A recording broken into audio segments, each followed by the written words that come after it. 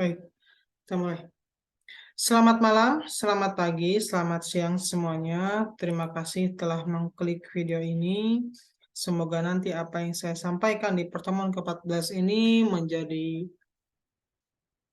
manfaat bagi yang mendengarkannya.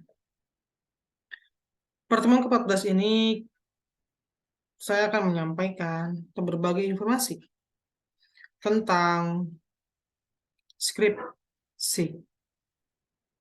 Ya, kita mengetahui bahwa salah satu tujuan akhir sebelum Anda dinyatakan lulus adalah Anda harus melewati salah satunya adalah skripsi.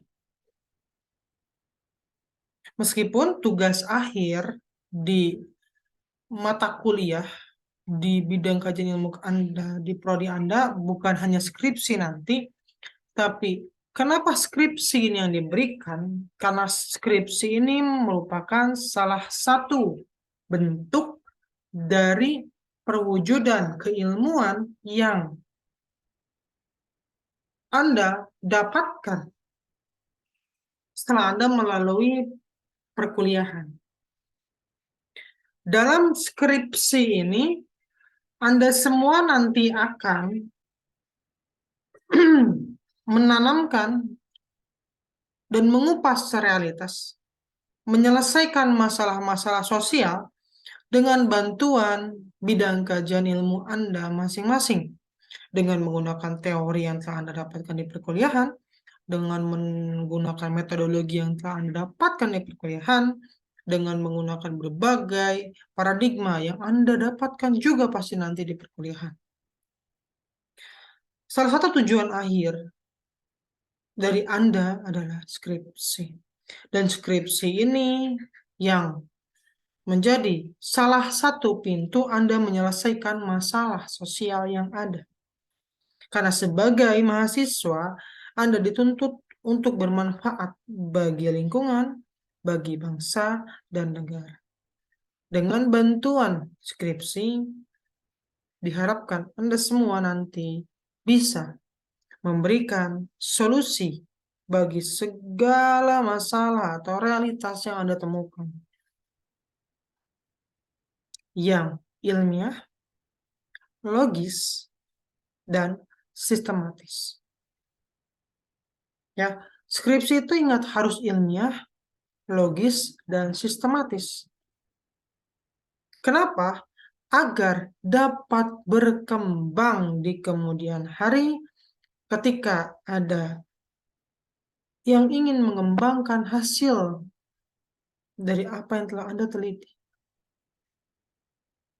Kenapa harus dikembangkan?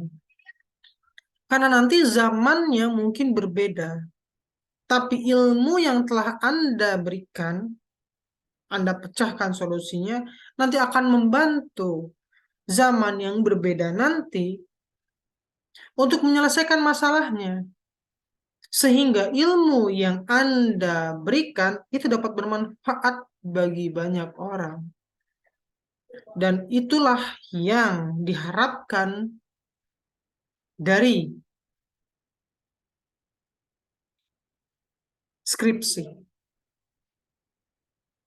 Makanya jangan salah sangka terhadap pembimbing, dan penguji. Bukan karena kami sebagai dosen itu menyusahkan Anda, bukan. Tapi kami ingin Anda itu benar-benar bisa bermanfaat bagi masyarakat. Ketika memang ternyata hasil skripsi Anda itu belum bisa kami luluskan, ya kami akan memberikan waktu Anda untuk mempertajam lagi ilmu Anda, mempertajam lagi pengetahuan Anda, mencari lagi solusi yang benar-benar pas untuk masalah dan realitas sosial yang ada. Semuanya demi siapa? Demi Anda sendiri. Kami tidak mau bahwa nanti mahasiswa itu gagal di masyarakat. Karena kalau sudah gagal di masyarakat, itu resikonya Anda bisa merusak tanaman masyarakat yang sudah ada. Tapi jika Anda gagal di skripsi, di sidang nih, Anda masih punya kesempatan untuk memperbaiki. Dan hal itulah yang diharapkan oleh kami. Oleh karena itu, sebelum sidang kan selalu ditajamkan lagi. Coba paradigmanya dipelajari lagi, metodenya dipelajari lagi, teorinya dipelajari lagi, coba realitasnya dipelajari lagi. Untuk apa? Untuk Anda agar bermanfaat bagi banyak orang, bagi masyarakat luas, untuk kebaikan Anda sendiri dan untuk kebaikan universitas.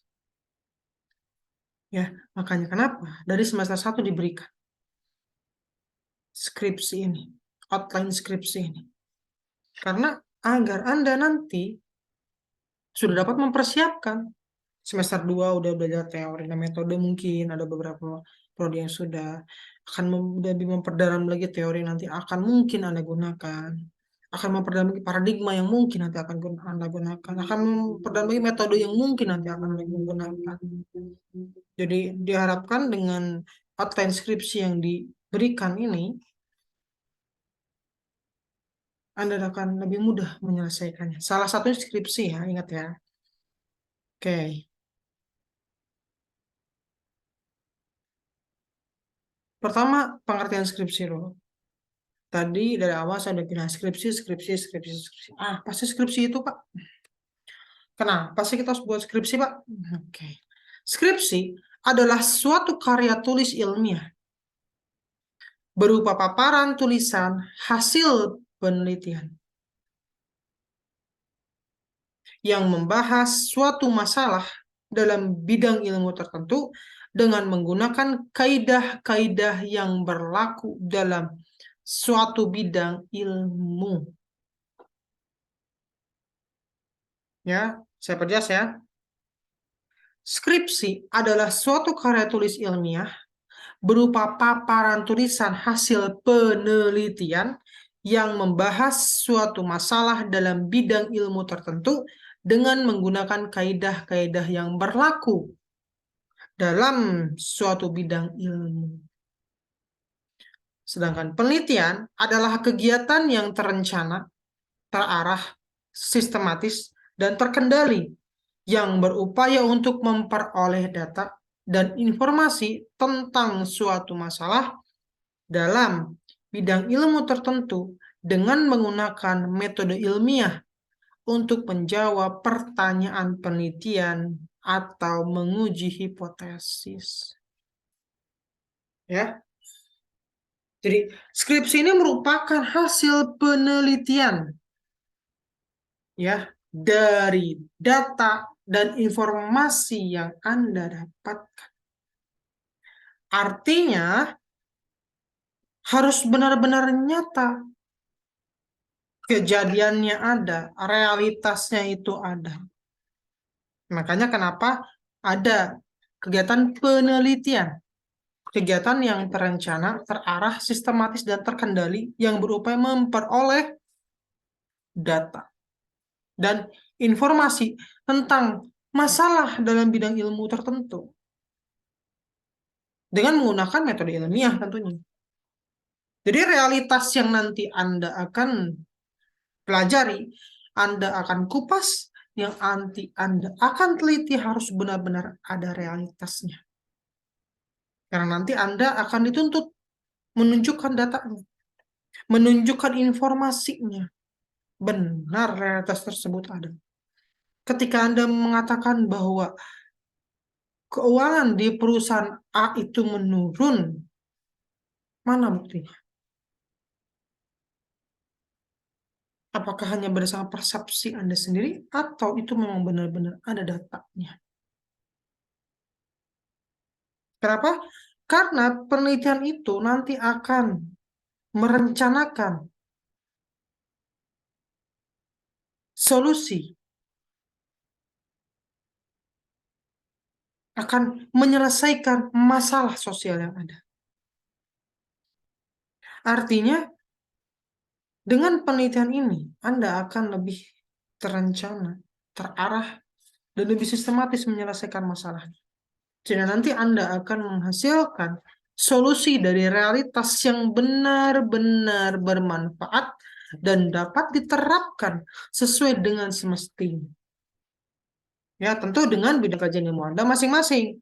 Makanya nanti konsep dan prinsip bagaimana sistematika penelitian dalam bidang kajian ilmu Anda masing-masing itu pasti berbeda-beda. Ya, kita lanjut. Terkendali. Setelah Anda menyelesaikan sesuai dengan sistematika bidang kajian ilmu Anda masing-masing, ya, Anda dapat mengendalikan realitas yang ada. Anda juga akan lebih terkendali dalam menyelesaikan realitas. Kenapa? Karena dalam penelitian itu sudah ada sistematikanya. Apa yang harus Anda cari awalnya, bagaimana Anda cara mencari datanya, nanti kemudian setelah muncul tujuan dan rumusan masalah yang ada, bagaimana Anda menyelesaikan masalah itu? Lewat jalur apa Anda menyelesaikannya? Bagaimana Anda memandang realitas itu? Teori-teori tersebut akankah relevan dengan realitas yang Anda temukan? Apakah metode yang Anda gunakan benar-benar cocok untuk menyelesaikan atau mencari solusi dari realitas yang Anda temukan? Ataukah mungkin Anda bisa menyelesaikan realitas yang baru? Anda bisa menjadi bagian dari perkembangan ilmu itu sendiri. Anda bahkan mungkin bisa jadi bagian dari perkembangan teori itu sendiri. Makanya kenapa tadi ada menguji hipotesis. Menguji hipotesis itu artinya menguji teori. Ya, teori itu relevan atau tidak sekarang. Dengan penelitian Anda, mungkin itu akan menghasilkan relevan. Artinya teori yang Anda gunakan itu masih relevan nih untuk zaman sekarang. Itu kan menjadi kebaruan bagi ilmu. Anda menjadi bagian dari perkembangan teori tersebut justru.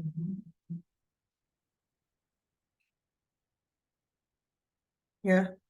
Dan ingat, kalau teori ilmiah, udah ilmiah, artinya Anda harus benar-benar mengarahkan segala macam pola tulisan Anda ke dalam bentuk ilmiah. Menggunakan bahasa Indonesia yang baku, yang dapat dipahami oleh banyak orang. Hindari menggunakan bahasa-bahasa yang hanya Anda pahami sendiri atau kelompok-kelompok yang tertentu. Kecuali nanti Anda ingin meneliti tentang pola komunikasi di kelompok A. Itu bisa, tapi tetap aja saja dalam menjelaskan isinya, Anda harus tetap menggunakan bahasa Indonesia yang baik dan benar. Bahasa Indonesia yang dapat dipahami oleh banyak orang, agar apa? Agar orang lain memahami apa yang Anda pikirkan, apa yang ingin Anda kupas, apa yang ingin Anda teliti. Dengan mereka memahami, mungkin mereka nanti akan menjadi bagian dari yang memberikan masukan pada penelitian Anda, sehingga penelitian Anda jauh lebih kaya lagi. Terkadang mahasiswa itu dalam menjelaskan realitas di penelitiannya, itu kurang baik penyampaiannya. Cenderung menggunakan bahasa yang hanya dipahaminya sendiri, berdasarkan persepsinya sendiri.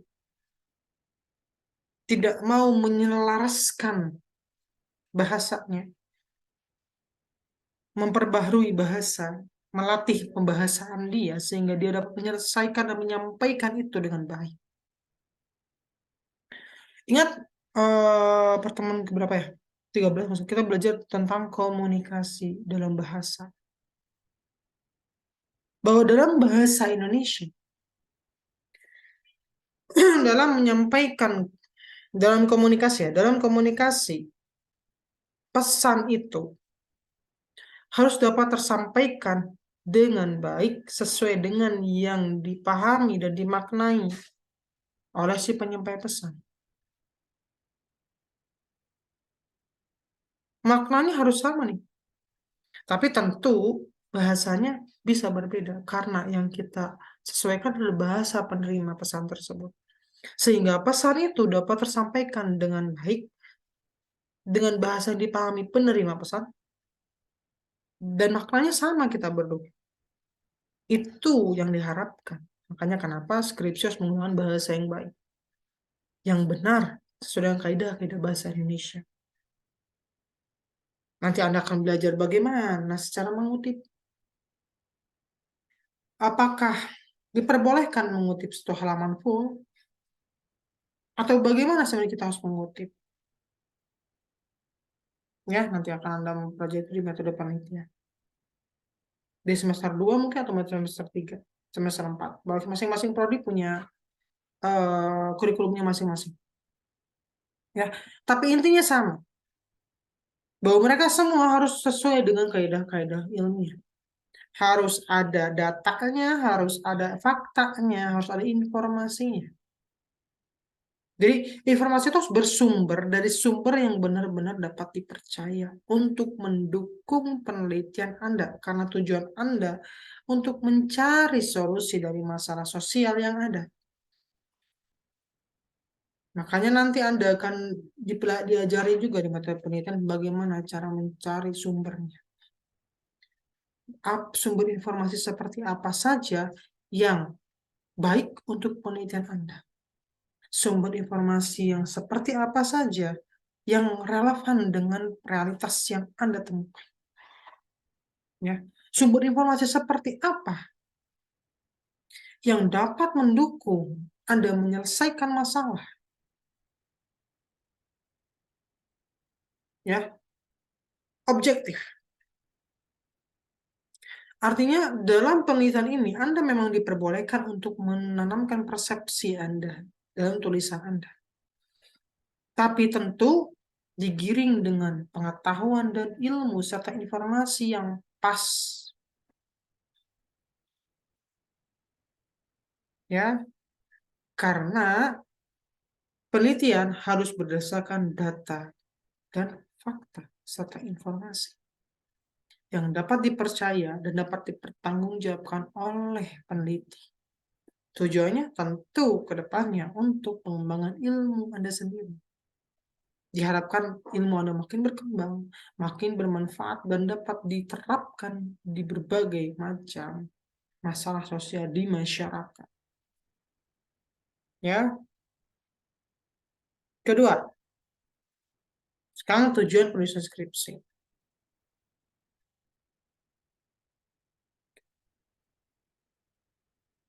Tujuannya adalah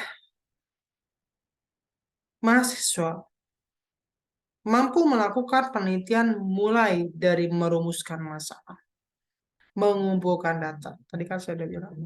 Mengolah datanya, menganalisis datanya, menarik satu kesimpulan. Lihat ya, sistematis ya. Karena penelitian itu adalah sebuah kegiatan sistematis. Jadi diharapkan nanti mahasiswa dapat melakukan hal yang sistematis seperti itu. Pertama, mahasiswa mampu merumuskan masalahnya. Di pertemuan ke-13 saya sudah mengajarkan, bahkan sebelum di pertemuan 13, pertemuan-pertemuan sebelumnya juga saya sudah mengajarkan bagaimana caranya merumuskan suatu masalah. Dan sangat jelas di pertemuan ke-13 bagian datang. Ya, jadi merumuskan masalah dulu nih. Udah merumuskan masalah, baru kalian mengumpulkan data. Ya, sudah mengumpulkan datanya, baru kalian mengolah data yang kalian dapat. Kenapa harus diolah? Karena ingat tadi, dalam mencari informasi, kita akan memetakan dulu informasi yang benar dan baik itu seperti apa. Informasi yang kita dapatkan relevan kan dengan realitas yang kita temukan. Karena dalam proses mencari informasi, peneliti itu pasti mencari informasi sebanyak-banyaknya. Tapi dalam mengolah datanya nanti, hanya akan mengambil beberapa data yang relevan dengan realitas tersebut, yang dapat mengupas realitas tersebut, yang dapat membantu peneliti dalam menyelesaikan masalah, mencari solusi dari realitas yang ditemukan oleh peneliti. Ya, proses mengolah data itu ada banyak hal. banyak cara. Ya, bidang kajian ilmu Anda masing-masing punya caranya sendiri-sendiri. Ya, nanti Anda akan diajarin bagaimana cara mengolah data sesuai dengan bidang kajian ilmu Anda masing-masing di mata kuliah metode penelitian. Ya, di kurikulum bidang kajian ilmu Anda yang berbeda-beda. Ya, setelah mengolah data, Anda menganalisis datanya. Ya, udah diolah tuh datanya, udah dipilih-pilih tuh. Yang mana sih yang dibutuhkan, mana yang kurang relevan, mana yang tidak dibutuhkan. Ya, oke, sudah ketemu nih. Mulai ada Anda analisis.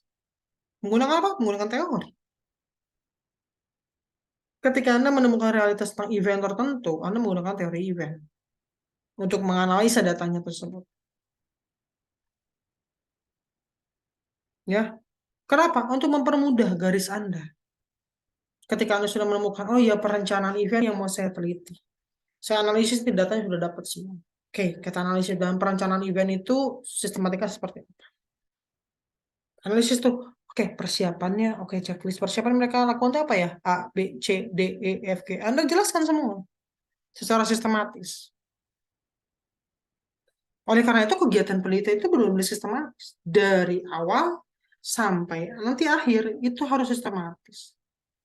Itulah kenapa nanti ada mata kuliah metode penelitian untuk membantu Anda menyelesaikan tugas akhir Anda, salah satunya skripsi yang sistematis sesuai dengan kajian Anda masing-masing. Ya, setelah menganalisis data, Anda terakhir menarik kesimpulan sebelum nanti Anda memberikan solusi. Kesimpulan dari penelitian Anda ini seperti apa?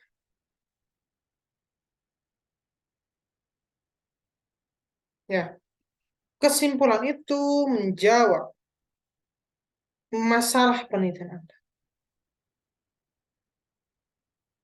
Ya, ketika Anda memiliki masalah penelitiannya adalah bagaimana perencanaan dalam event tertentu, kesimpulannya yang pertama adalah perencanaan dalam event tersebut adalah ya, jadi menjawab masalah. Itulah kesimpulan. Yang kedua, bagaimana pelaksanaan masalahnya? Bagaimana pelaksanaan dalam event A? Artinya kesimpulannya adalah pelaksanaan event A adalah terakhir rumusan masalahnya bagaimana evaluasi dalam event. Berarti kesimpulannya nanti adalah evaluasi dalam event A adalah. Kuantitatif pun begitu. Ketika sudah ada hipotesis 1 dan hipotesis 0, nanti akan dilihat pada akhirnya kesimpulannya bahwa hipotesis tersebut ditolak atau diterima. Tentu dengan argumentasi, dengan informasi, dengan data yang relevan dengan yang Anda temukan. Ya, jelas ya, sistematis banget ya. Jadi mahasiswa mampu melakukan penelitian mulai dari merumuskan masalah, mengumpulkan data, mengolah data, menganalisis data, dan menarik suatu kesimpulan. Tujuan penulisan skripsi yang kedua adalah mahasiswa mampu menyusun dan menulis suatu karya ilmiah sesuai dengan bidang ilmu yang ditempuhnya. Dan membantu mahasiswa menyampaikan, menggunakan, mengaplikasikan ilmu dan pengetahuan yang diperoleh menjadi suatu sistem yang terpadu untuk pengembangan ilmu. Ya, tadi Anda sudah belajar bagaimana tujuan satu skripsi itu untuk mencari data, menganalisis, mengumpulkan, mengolah, menarik kesimpulan.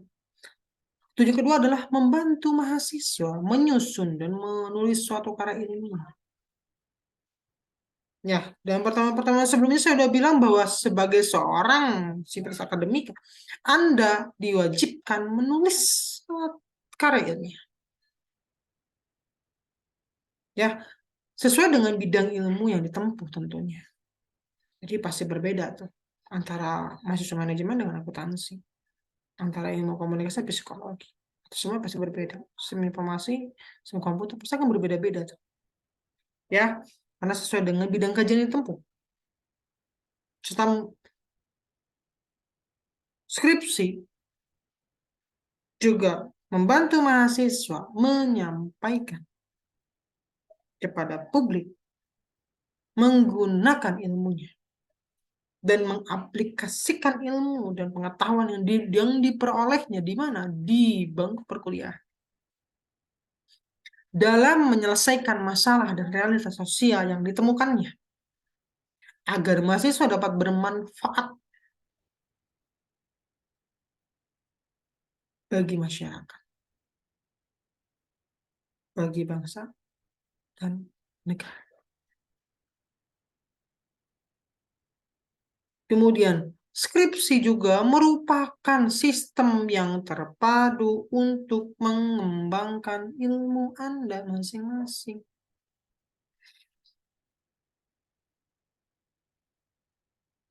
Sudah sistematis, sudah terpadu. Dipelajari bagaimana nanti Anda menjelaskan, menganalisa, mengaplikasikan ilmu pengetahuan Anda dengan baik dengan bantuan skripsi. Ya. Skripsi sebagai salah satu tugas akhir memiliki bobot SKS. Ya, yang harus Anda tempuh. Skripsi mempunyai kedudukan yang sama dengan mata kuliah lain. Artinya punya bobot SKS. Tetapi berbeda bentuk pada proses pembelajarannya. Serta cara penilaiannya. Skripsi merupakan salah satu tugas akhir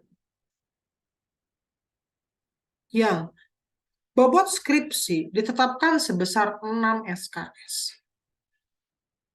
Yang setara dengan kegiatan akademik setiap minggu 24 sampai 30 jam. Atau setara dengan kegiatan akademik 600 sampai 750 jam selama satu semester. Ini kegiatan skripsi Anda itu nanti akan dinilai seperti itu. Pertama dari kegiatan jamnya dulu. Membuat SKS-nya dulu. Memenuhinya Anda membuat SKS. Karena sebagai salah satu bagian dari mata kuliah. Yang berbeda proses pembelajarannya serta penilaiannya. Skripsi memang satu kewajiban Anda nanti. Menyelesaikan tugas akhir Anda. Ya.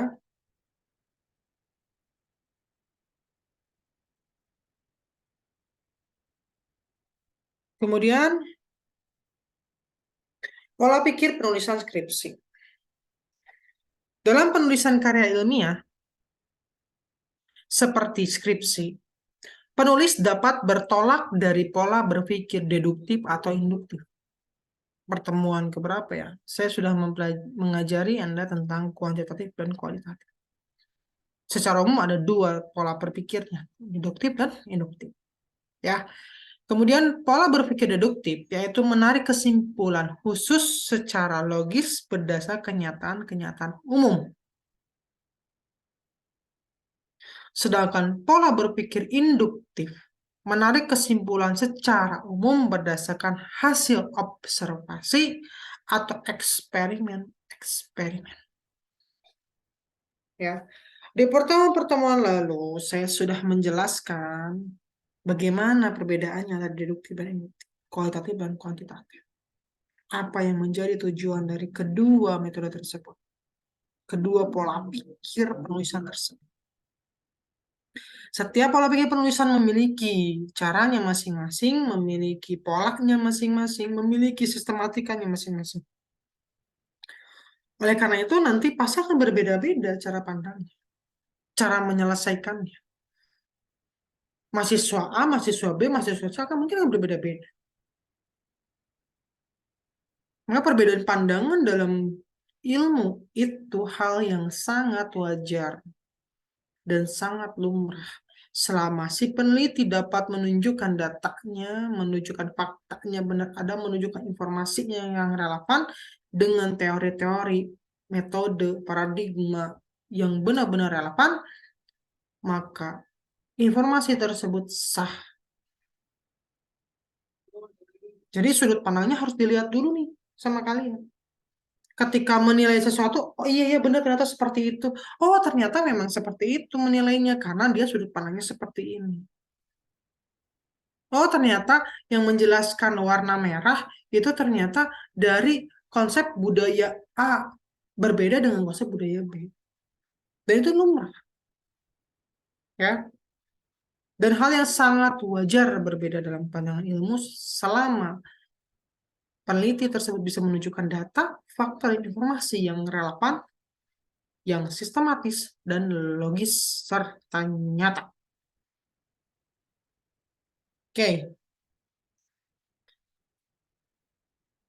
sistematika penulisan skripsi dibagi tiga.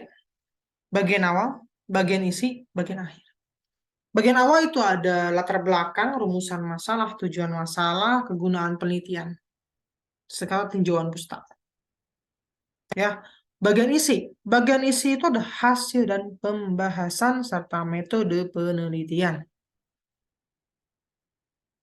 yang digunakan, paradigma segala macamnya. Itu bagian isi ya. Paradigma, metode, hasil dan pembahasan. Bagian akhir adalah kesimpulan dan saran. Ya, sisanya bisa tinggal Anda baca sendiri di modul ya. Sudah saya berikan modul kan. Kemudian, setiap kegiatan skripsi harus didukung dengan data, fakta yang nyata, serta informasi yang relevan. Ingat itu baik-baik. Ya, terima kasih telah mengikuti perkuliahan hari ini. Semoga apa yang saya sampaikan dapat bermanfaat. Ya, kurang lebihnya saya mohon maaf. Semua yang saya sampaikan di sini adalah untuk contoh perkuliahan. Terima kasih semuanya. Assalamualaikum warahmatullahi wabarakatuh.